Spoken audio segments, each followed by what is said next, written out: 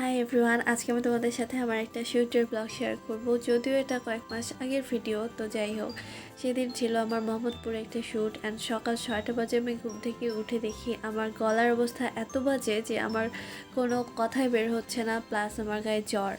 আর এমন একটা সময় যখন আমার ক্যান্সেল করার মতো আর সময় ছিল না হাতে। And তারপরে আমি গোসল শেষ করে আদা পানি নিয়ে ছাদে যাই, কিছুক্ষণ রোদ পোহাই, তারপরে মেট্রো করে চলে আসি মোহাম্মদপুরে। অ্যান্ড তারপরে শুরু হয়ে যায় আমার উপরে এক অত্যাচার, যেটা হলো মেকআপ। মেকআপ আমার একেবারেই পছন্দ না, একদমই না। আর আমি সচরাচর মেকআপ করিও না, বাট ক্যামেরার সামনে যেতেই হবে, এই জন্য একটু তো মেকআপ করতে হবে। আর যাকে দেখতে পাচ্ছ আমার মেকআপ আর্টিস্ট হিসেবে, সেই হলো আমাদের ডিজাইনার। আমরা ওর শ্যুট করার জন্যই গিয়েছিলাম, ওর ড্রেসের শ্যুট আর কি। ও একজন মেকআপ আর্টিস্টও। তো যাই হোক, আমাকে অনেক সুন্দর করে সে মেকআপ করে দিয়েছিল। আমাকে আমাকে তো ভাই পুরাই চেঞ্জ করে দিয়েছিল। মানে আমাকে দেখে পরে আমার মা আমাকে দেখে বলতেছে, এই তোমাকে তো জাপানিজ লাগতেছে। মানে সবাই, আমার মা বোন সবাই। সো আমাকে আমার লুকই চেঞ্জ করে দিয়েছিল।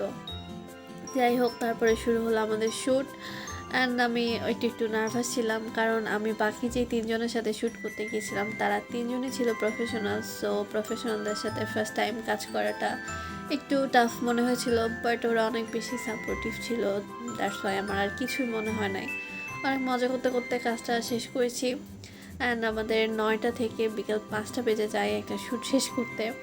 তারপরে আমরা কিছুক্ষণ ঘুরে বেড়াই, বাইরে ঘুরে বেড়াই মিন্স খাবার খুঁজতে আর কি বের হয়েছিলাম। তারপর একটু ঘোরাঘুরি করে বাসার উদ্দেশ্যে রওনা হয়ে যাই খাবার দাবার খেয়ে। আর বাসায় যেয়ে দেখি আমার গায়ে 102 জ্বর। তারপরে 3 দিন আমি বিছানাতে উঠতে পারি নাই। যাই হোক, অনেক মজা ছিল দিনটা। ওকে, আজকে ভিডিও পর্যন্ত। সবাই ভালো থেকো, সুস্থ থেকো, আল্লাহ হাফেজ, বাই।